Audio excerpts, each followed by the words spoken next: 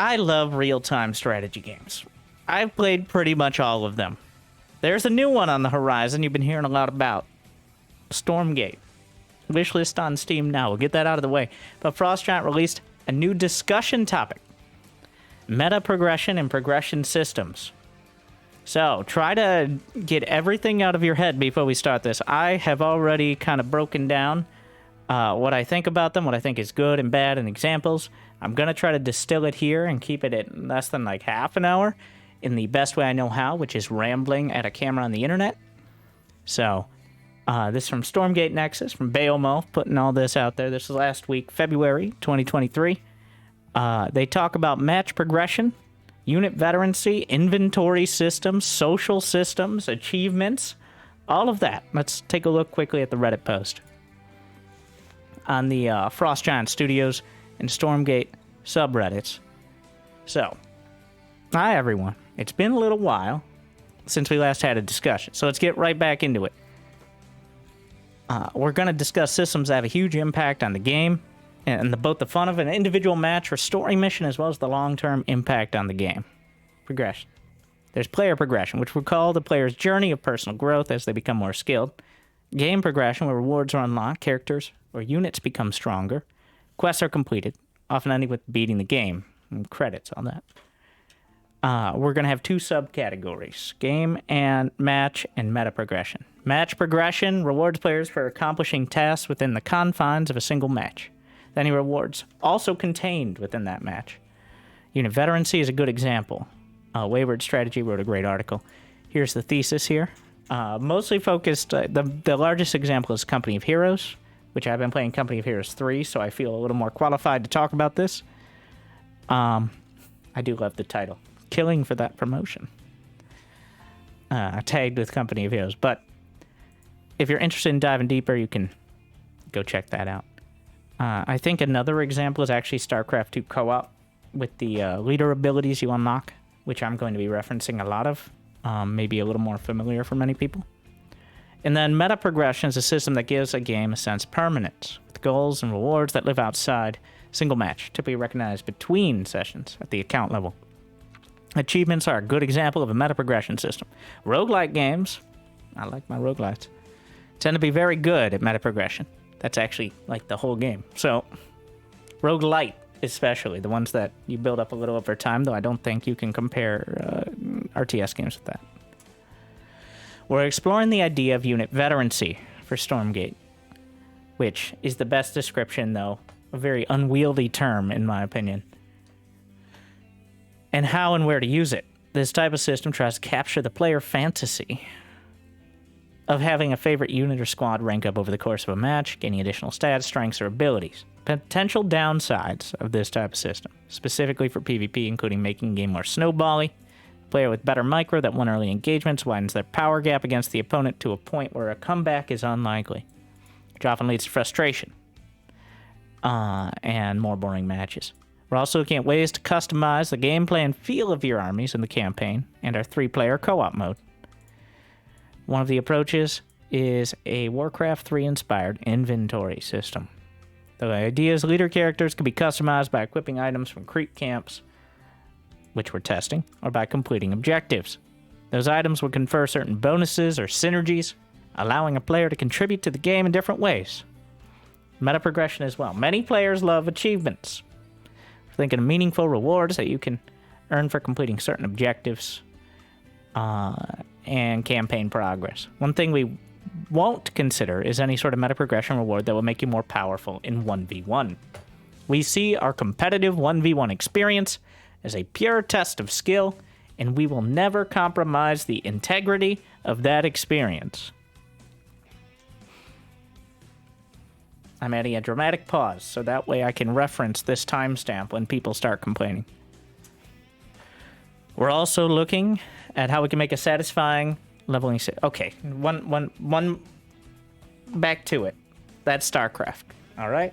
So StarCraft, you start with 12 drones like Cyril, 12 SCVs like Oliveira, 12 probes. Will you start with that many workers?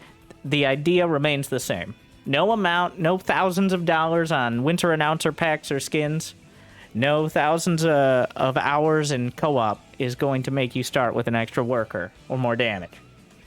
So, at the end of the day, some members of our team have brought up the idea of meta progression that lives at the social level, measuring your positivity and sportsmanship versus player skill. We want to encourage players to be a positive influence, at least a not negative influence. So some form of social ranking system is an idea we're going to explore, potentially post-launch. A high karma ranking could confer cosmetic rewards. You're on Reddit, so perfect. For example, as well as a certain level of added responsibility, such as the ability to decide on reported behaviors or privileges in Discord, etc. So I actually want to go backwards on these. I was kind of breaking them down, my thoughts on them, and I wanted to make a video that wasn't 2 hours long, so I thought going backwards would make sense. Because we start with match progression, which I feel the most qualified to talk about, and then social ranking and progression. As someone who actively doesn't interact with other people, I felt the least qualified. So we're actually going to go from the bottom to the top here, but I'm going to read them all off first. What match progression systems have you particularly loved or hated? No need to limit it to RTS. Do you love or hate? Not really a lot of middle ground. Unit veterancy systems. If so, which ones and why? How do you feel about inventory systems? Share your thoughts and experiences. What meta progression systems have you enjoyed or hated? A lot of hating. Do you like a level cap? Or do you hate, or do you think you should be able to level up indefinitely? Would you be excited to upgrade and expand your faction's persistent headquarters between games based on campaign progress or earning certain achievements? Do you enjoy earning achievements? Do you find them rewarding? If the only reward is an increase of a number, or do you need some form of bonus? What do you think about a social ranking or social progression system? Would you change the way you behave or interact with other players if such a system existed? So first things first, I don't think anyone truly knows the answer to these questions without having the game in front of them. But we're making the game, and they're asking for feedback, so I'm going to give mine. So, the way I describe the internet is if you have 100 people in the room, probably 95 of those people are just chilling. Usually, on the internet, there's 1 or 2 or 3 people who are screaming, coherently or otherwise.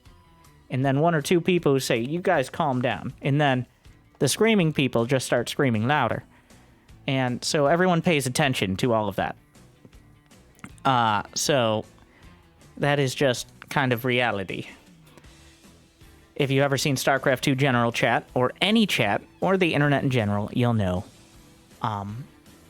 what that's like. If you've ever played other games, especially team games, you'll know that not always are your teammates looking to be productive human beings. And if you solve either of those two things in any sort of way, you've solved the internet, and congratulations on saving humanity. But when it comes to a game, I think positive reinforcement is the best way, especially since Stormgate is looking to be free to play. I think you combine all of these systems into kind of a social progression system. If you have both an indefinite level cap, like an overall profile, I'm going to talk about things. So let me describe the systems I'm imagining, because I'm going to reference them in reference to all of this, especially the last few. So first, we have storm points, okay? Storm points. That's like your profile. That's like a rough equivalent of your achievement score in SC2. This is just, it can go up. It probably won't go down. And then you have your storm level, which is your profile level, which I think personally should be indefinite. There should be some indefinite progression. It's also a slight anti-smurf system because, one, you can kind of, like, if that person's storm level is 14, either they're really low level or, and that makes it a little easier to kind of weed that out. And also, people who want a reason to play outside of getting 10 more points to their matchmaking rating have a reason. So you have your storm points, achievement score, storm levels, just general level, and then storm coins. Those are your free coins. And then, I guess for sake of making it simpler, super coins, super storm coins, are your paid currency in that case. I don't know, paid currency or for direct payment. We'll just say super storm coins. Unwieldy and probably won't factor into much of my discussion. And then as a sort of unlock, we're going to use storm chests as a stand-in for loot boxes. I don't know if loot boxes or direct unlocks, they can both come in a chest. Sometimes you know what's in the chest. Most chests in real life, you have an idea of what's in the chest. But in this case, it's just a stand-in for unlock. So you have your storm levels, profile levels, storm points, achievement score, storm coins, freemium, storm chests, unlocks, and then super storm coins is paid stuff. So my favorite end of game system, my social ranking system, I actually really like Heroes of the Storm. I like at the end of the game. At the end of the game, you just commend, like, ding goes up. People have, like, the stats are laid out. You did this much damage. You healed this much, whatever. Doesn't mean anything. Isn't even tracked anywhere. I think adding to it, like, one of the games I think has one of the best UIs, both socially and in general, is Dota 2. Dota 2 is amazing. The gameplay, solid. The UI is incredible. The integration with Twitch and the community is great. Dota players, on the other hand, hasn't fixed that, so good luck. But it does have a lot of different systems, like between commendations, between showing like what type of player you are on your profile, between customization. I think the closer you can get to Dota 2 on many of these things, is going to be a good thing. I also think you can tie this into like a battle pass or a season progression system. Like, for example, if you go 3 games without getting reported by multiple people, or like, I don't know how you'd balance this out because people can definitely grief with it. If you go multiple games without getting reported or downvoted or flagged as AFK or something, you should get a boost to your season levels. They've already announced for Stormgate a battle pass. Once again, remember, nothing affects the 1v1 experience, but like a battle pass that I imagine will have free and paid paths, and I think it should boost both. Like, I think copying Fortnite for a battle pass for meta progression over the course of a season. Fortnite is so popular, other games advertise on Fortnite. Okay, even though I think there's not a lot of carryover between the people who play Fortnite and the people who play Stormgate or RTS. That doesn't mean, like, you gotta understand. They're doing something right, and if you can learn from that, you should. So, another thing that kind of ties into the level caps and all that is, I was thinking about how they've already announced the replay system. Observing, spectating, scrubbable replays, which I assume means you can just go to any point in the replay. SC2 is kind of annoying. I'm thinking for myself as a content creator, as in order to get to like minute 25 of the replay, once you load it up, you have to speed through at ×8. You can't just go to minute 25 because it has to load it like the way it loads the replay. I don't know if that'll be the case.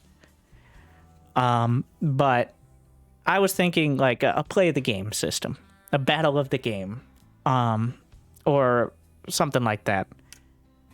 The rising tide, something storm related, doesn't matter the name, is the 30 seconds or so when the most fighting or the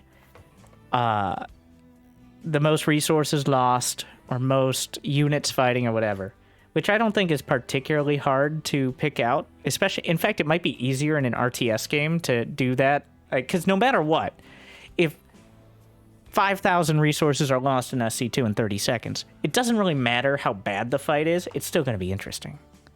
I don't know how you determine who the player or battle or even team is.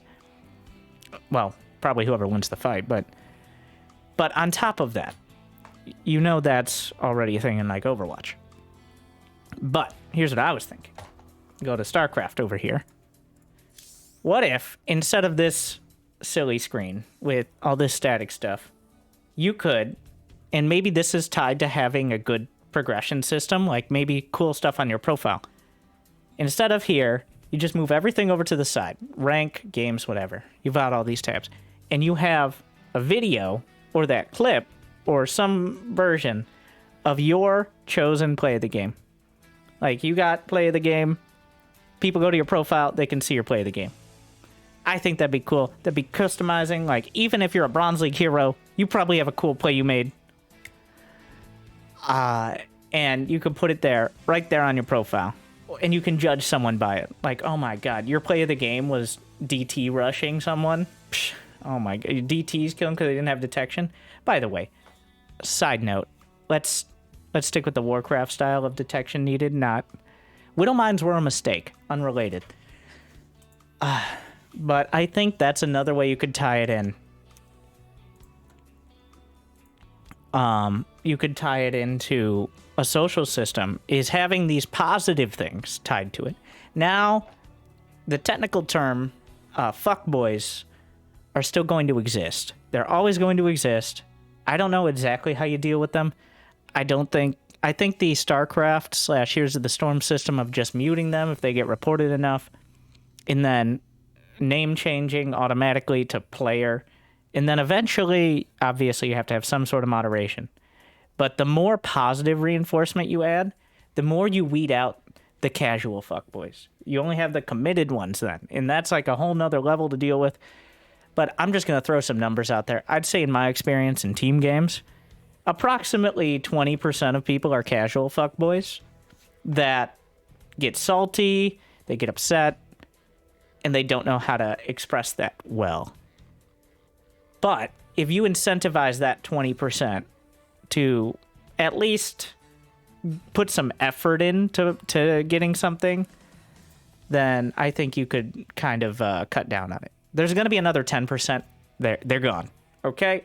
We just got to accept that. That's the internet.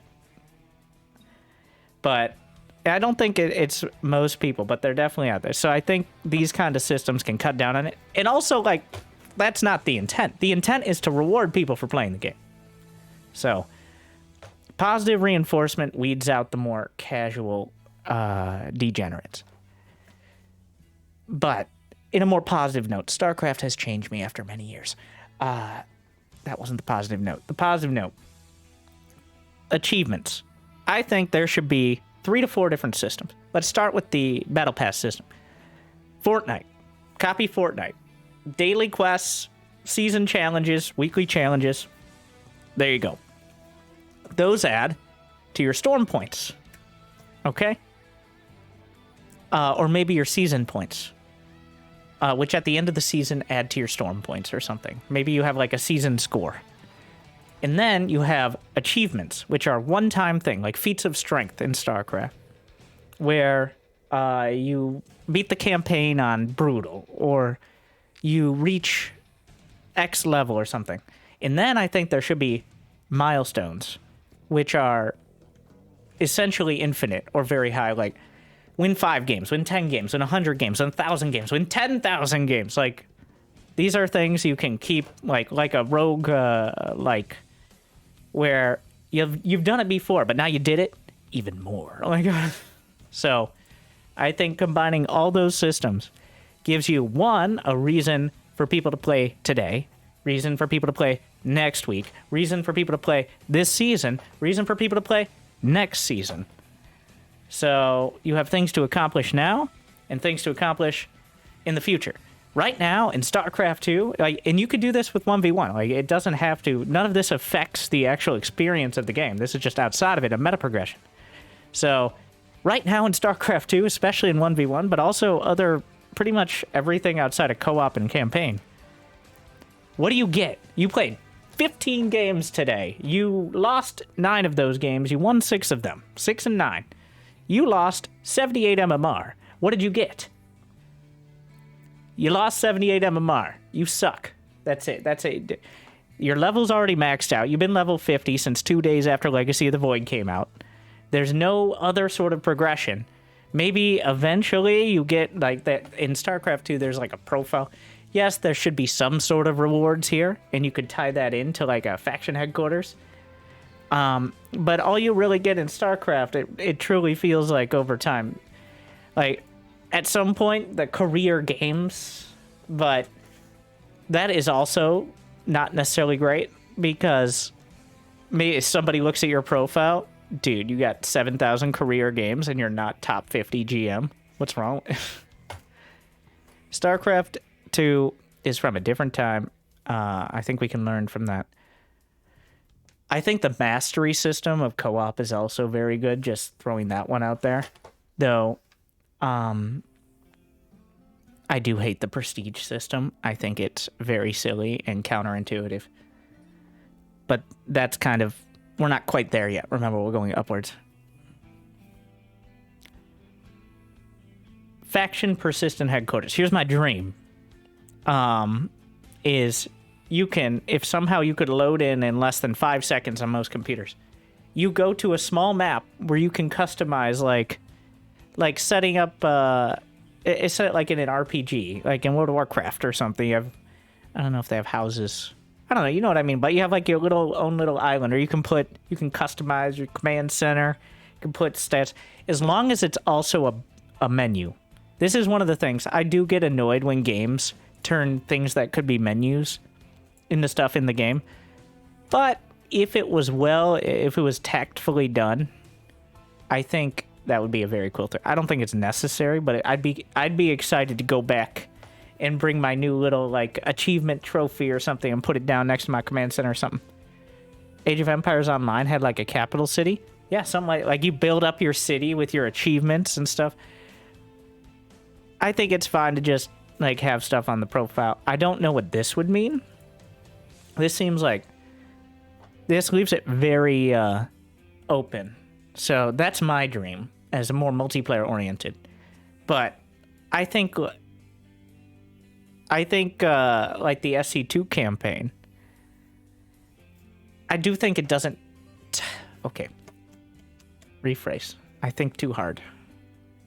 Instead, we must say, I thought the Wings of Liberty campaign did a pretty good job because you're on the Hyperion most of the time. Like building it up, characters kind of come in and out. There definitely could have been more progression there. Heart of the Swarm, it's fresh in my mind because I was playing Nightmare. Heart of the Swarm doesn't do nearly as good a job because it's just kind of, you're just sitting there. And occasionally you do like a mission or something, but it doesn't feel as involved as Wings of Liberty. I think there's a lot to be done with that, and I think it is very important to have like a central hub to tie you to, especially in the campaign. That just makes a lot of sense for me with RTS. Maybe that hub gets teleported or flown or driven to the next mission or something as like just your headquarters base, but maybe those characters that are hanging out there, when it dies, like you hear them complaining that like their base, our fortress is getting attacked by another Void Thrasher, something like that. I don't know, but that way you can have a lot of options with it. I think that will be cool, but I think we start with just profile progression. I don't think it's as important to have that sort of level of cosmetics, especially until you have like an established season pass or season quest kind of system. And then you can kind of figure out, honestly, this is something, and you know at Frost Giant, half of you came from the community, either from modding or from like Team Liquid, K-Dog, like, so this is something the community, you give them a good editor, they'll figure that out. You go to StarCraft, like there are RPGs in the custom games of StarCraft 2, which is not designed for it, but it is capable of it. So, I mean, Heroes of the Storm is essentially a StarCraft 2 mod with a few extra steps. So, there's a lot of potential there. And back to the level cap. I think season level cap, like, gives you maybe like a boost. Like you get to season level cap, you've now maxed out your boost for the season. I feel like it would be though very effective, like login bonuses, the mobile games and wannabe mobile games. They're like, congratulations, it's Tuesday. You get 25 StormCoins just for showing up and loading this stupid game. But I also think profile level should be infinite. Relatively infinite. All right. So that kind of covers most of the outside of game social systems and things surrounding the game that essentially encourage people to keep playing or play in the first place or play different ways and not be shitty people. Now for actual gameplay. Well, meta progression. So, I really enjoy Slay the Spire. Slay the Spire does a great job of making it feel like you start off with a lot of options. I know Slay the Spire is not an RTS game, but and then as time goes on, you learn new strategies and you get more options, but that doesn't necessarily make those original options worse.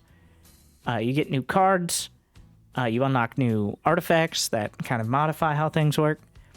I also really liked how the Wings of Liberty campaign works. Like, you choose to do these bonus objectives, you get directly rewarded, either through hiring new mercenaries, or upgrading certain units, or adding new tech.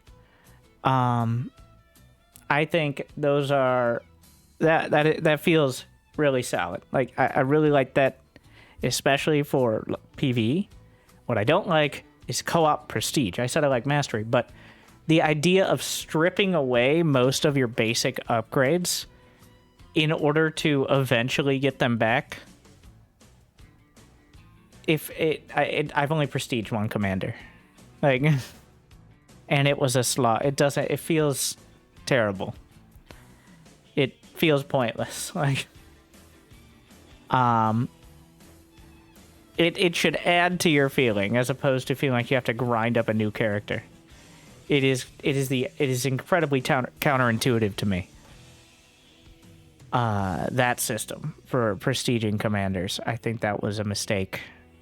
Very much, especially for more casual people. Like, why would you want to play like you have a new command? It doesn't make it feel good again, especially if the commanders felt like they had those tools, like in Slay the Spire, off the bat, and you just kind of got side grades, but that's not the case. You really, like, there are some things, like, for example, Carrick's with his insta build, what is it? Instant build buildings? Like, up until level 11, Carrick's is sitting over there just complaining pretty much the entire time while popping some orbital strikes off. Like, if I had to go through that whole process again, no thank you. Like, I'd prefer not to. So, and now I'm thinking of there aren't too many RTS meta progression systems, but I definitely, meta progression is outside of game, match progression is in game. So just in case people, I'm going backwards to things I feel more qualified to talk about because they put them in reverse order for that. Or they put them in order rather. But I like the idea of unlocking. Well, part of the campaign scales with your power to some extent. Co-op does not. Co-op, I mean, you can set the difficulty, but it just feels really bad to, like, go back to normal, right? So, okay, Carrick, stop with your whining servo thing in the background. Okay. Jeez. I mean, most roguelike games have decent progression. That we come back to the Fortnite Battle Pass here as well, where you unlock like cosmetics and stuff like that.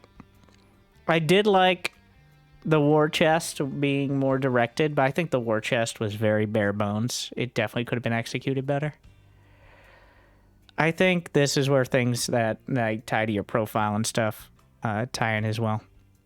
I don't mind the idea of unlocking different like talents or expanding your talent tree, especially for PvE. Maybe not so much for even like 3-player PvP, but as long as it's mostly side grids. Or you somehow make having just your basic starter stuff fun. But most of the time it just feels horrible.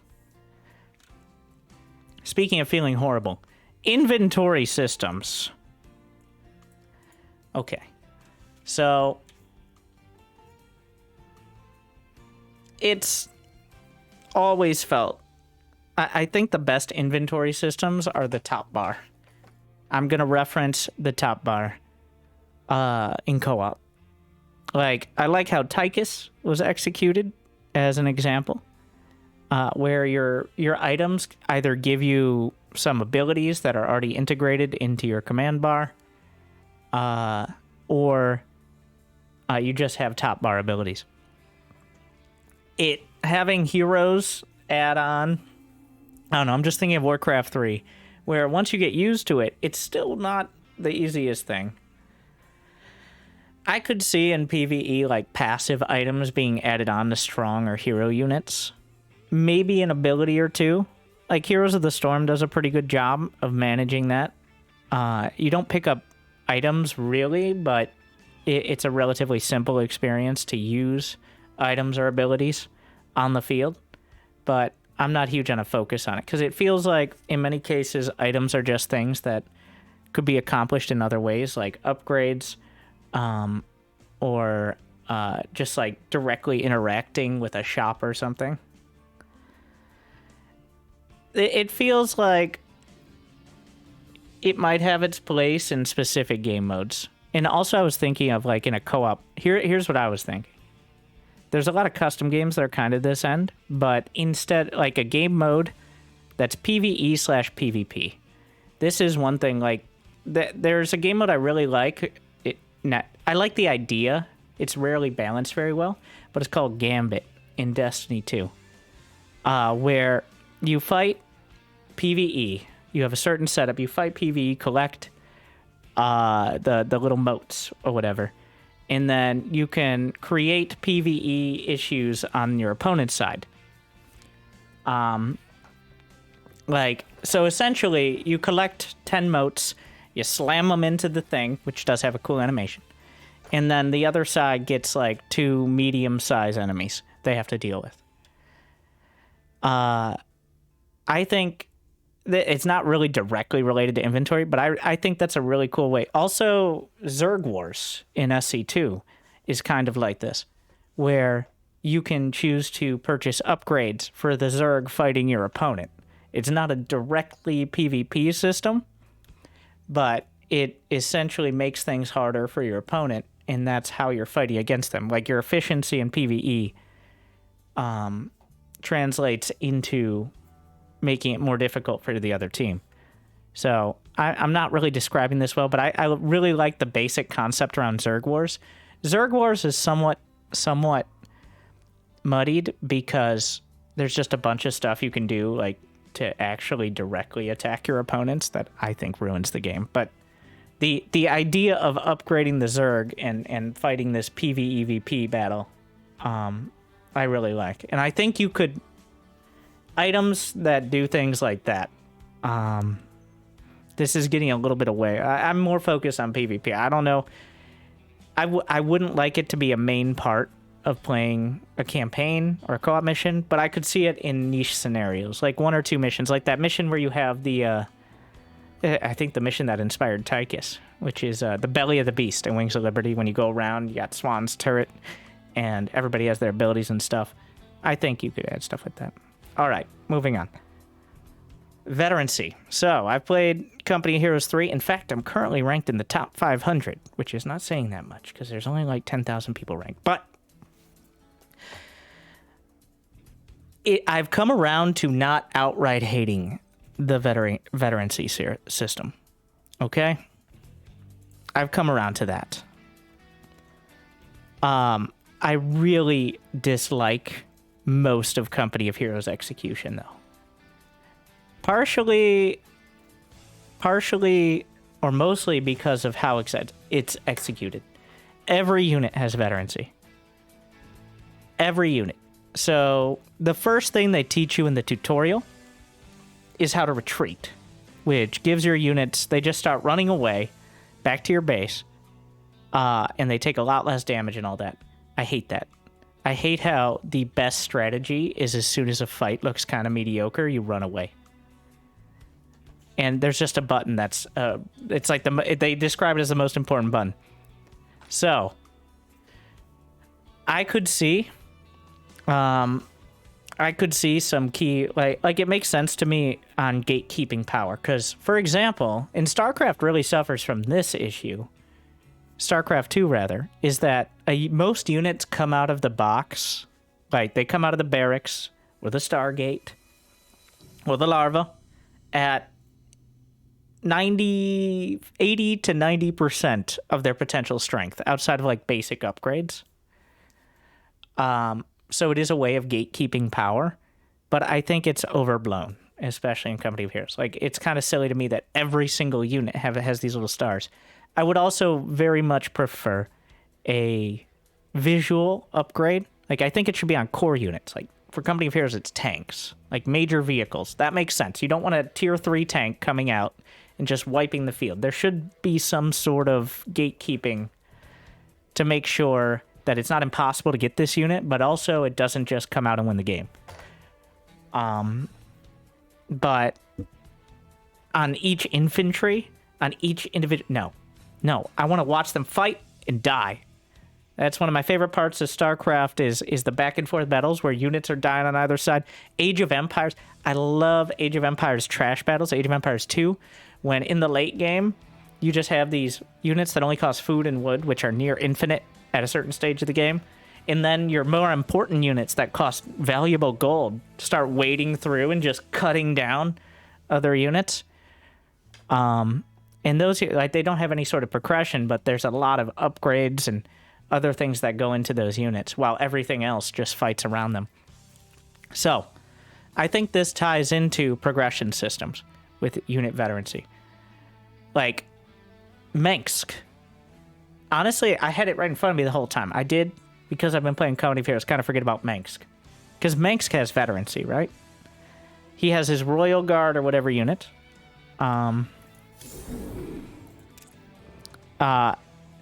Where they get upgraded to have those abilities, which is kind of a direct example. And then he has the Zerg he calls in, and then the Troopers, which are just kind of your weak cannon fodder. Honestly, I like it. I think either a faction or a sub-faction focused around that sort of thing, maybe a little less on the amount of units you could upgrade, but... and I think giving some incentive to either spending resources or accomplishing certain objectives, not objectives that cause you to retreat, but objectives, like, I think there should be some core units that it feels bad to lose, but at the same time, plenty of cannon fodder. So I definitely think this could be a thing in co-op for sure. Like, this is mostly applying to multiplayer, but I think you could work it in to like a 3v3, maybe even like some parts of 1v1, depending on certain objectives and stuff like that. But I would say gatekeeping things like, what would be an example in StarCraft 2 multiplayer? Like, what if a battlecruiser couldn't tactical jump until it reached like rank 2? Or whatever. And then you'd slap like some big ass warp drives on the back, so that way you could tell that thing's ready for tactical jump. And then Yamato cannon is like tier 3. Those kind of things would make sense to me. And it would be a little easier to balance even, because you wouldn't have to design a unit around just the cost as it came out, but instead how hard it would be to level it up. But at the same time, it can go too far as well. I do think you should have to babysit your battle cruisers. Like, they should be required to stay alive, and you should have a retreat path. And you should have to sacrifice 100 Marines if you need to in order to keep them alive. So I don't love or hate it. I both. Okay? Stop making me choose one. It can be both things. I like it when it's done well, but it can quickly, like, it's like adding salt to things. A little bit of salt, pretty good. A lot of salt, StarCraft too much. It can be too much. So I'm more than willing to test it, especially in team games and PvE. I think there's a lot of potential there, and it's a good way of balancing certain, even death ball sort of things.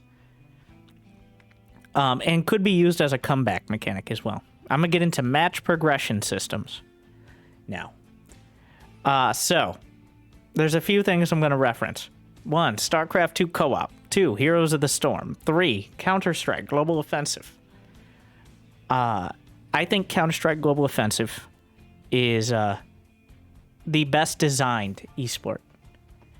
I think the way it was redesigned, essentially as an esport, the way it forces a fight within a certain amount of time, like it's going to be within the next 2 minutes, they will fight. There's a build-up time. There's a clear strategy for both sides. There's a tension that will always be there, but there's still plenty of room for individual skill. So the way Counter-Strike balances it is the money system, where you have a certain amount to buy guns or armor, stuff like that. I think you could boil this down to something like leader points or top bar energy in co-op, where if one side or one player was losing, then initially they wouldn't have as much, but over time, maybe the player who has less is able to get certain things. Like if they're not able to accomplish 2 or 3 objectives in a row, then they get a boost temporarily that they can use to maybe come back. And then the other player would know that. Like in Counter-Strike, they know that if one team loses or isn't using their energy, their money, in several rounds, like they're not buying guns or armor, they know that a round is going to come out where they will. So do you spend on everything now, or do you save up for later? And I think you can do this within a match. Once again, much like unit veterancy, you don't want it to be the main focus. That comes down to the relevant part is micro or timing. But I think between map design and having these leader powers makes it easier to balance the units themselves.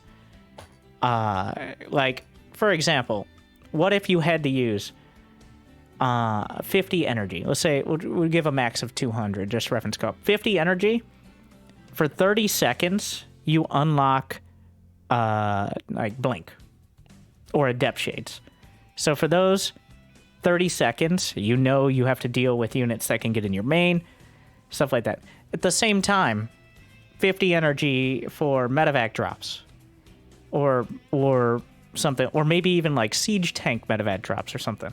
So for this amount of time, I have to deal with this. But once it's gone, you have a certain amount of time before it happens again.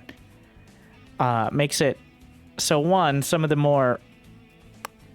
it makes it easier to have defender's advantage while not making it overpowered. That's what I imagine, is moving some of the things. This is what StarCraft 2 really struggles with, especially in Legacy of the Void, is how almost everything negates defender's advantage. Between the high economy start, all of the tech paths. In fact, with Legacy of the Void, and this is one of the struggles of both team and 1v1 games, is the feeling of you can't really defend reliably, and also everything dies very quickly when you're not looking, and you have no idea when you're supposed to be looking, or much of the time you don't know when you're supposed to be looking. Now, some of that is just in unit design and the fact that units clump up so much. Some of that is the innate mobility and speed. So I could see between unit veterancy and match progression when it comes to energy, or just like a ranking up over time system, unlocking those options so you know what units are a threat and when. But at the same time, like, you have your own options as well to counter it. So I like the idea. Like, I'm imagining maybe not a King of the Hill system, possibly something like the Sacred Sites or Capture Points, which are essentially the same thing in Company of Heroes, where every 2 minutes, whoever controls X capture point, either middle of the map, or maybe it changes around so that way it's fair, like one's on your side, one's on their side. Like, I'm actually thinking of the Heroes of the Storm map where the skulls You grab the skulls. Anyways. And if you get it, you get a boost to your energy. Okay? Your energy regen. The lower your energy is, the more boost you get. So this would both encourage people to use their energy, and it would reward the player who commits more for it. So it creates tension, and it gives you something to focus on that isn't just anywhere on the map. So I don't know if this is necessarily good for 1v1. Shut up, Windows. But this is I'm more than willing to explore this. These are ways of keeping people from turtling, which is one of the big complaints of StarCraft 2. Creating a clear focus point, which you can have your own discussions about this, but people don't know where they're looking in StarCraft 2. They're just wandering around the map sometimes. I've watched probably more replays than possibly anyone else. That's saying a lot, but it's up there, especially of lower level players. They don't know where they're going or why. Half the time they're either going straight down mid, or they're chasing the last place they saw their opponents. So anything to get especially lower level or team game players to have some sort of focus that isn't wandering down mid, then I think can be tied into this. So at a high and low level, okay, what is the summary? Like Company of Heroes capture points, Manx veterancy system, and Tychus inventory. I'd love to test all these. I think there are options. At the very least, like a seasonal difference. Like maybe the season of the Barbarian. Not Barbarian. Infernal Host and Resistance. A season of the Guardian. Okay? Both factions get some sort of defensive ability that they can use for 100 energy. Next season is the season of the Fighter. I don't know. We gotta come up with some better names. And you have an aggressive ability. So this way you can tie it into play this season and you can use this new ability.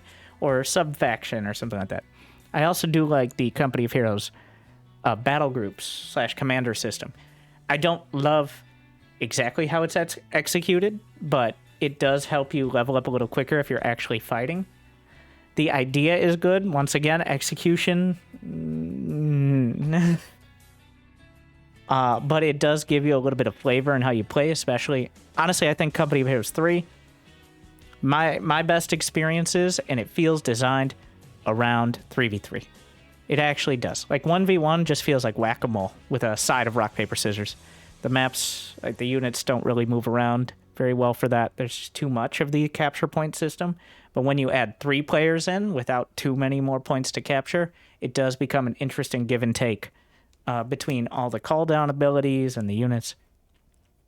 And I do not think there is it's a coincidence that Frost Giant released this discussion topic like 2 days before Company of Heroes 3 came out. All right, with unit veterancy being one of the first things they talk about.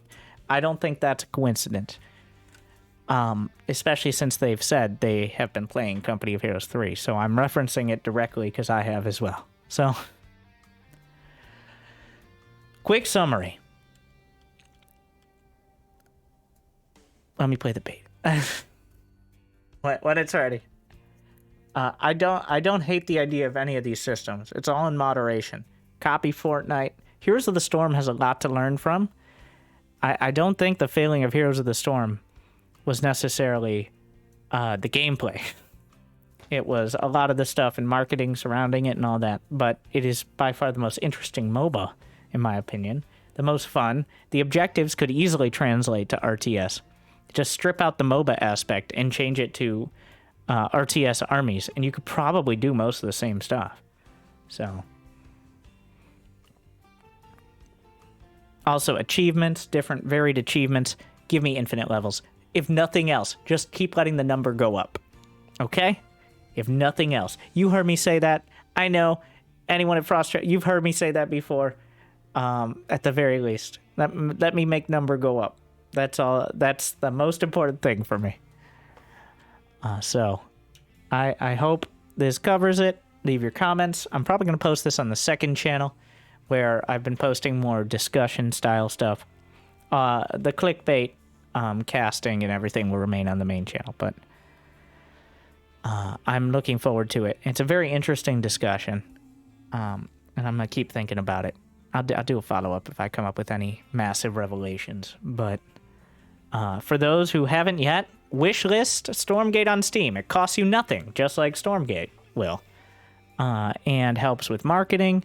It costs you nothing, so just do it now. Come on, the link's in the description.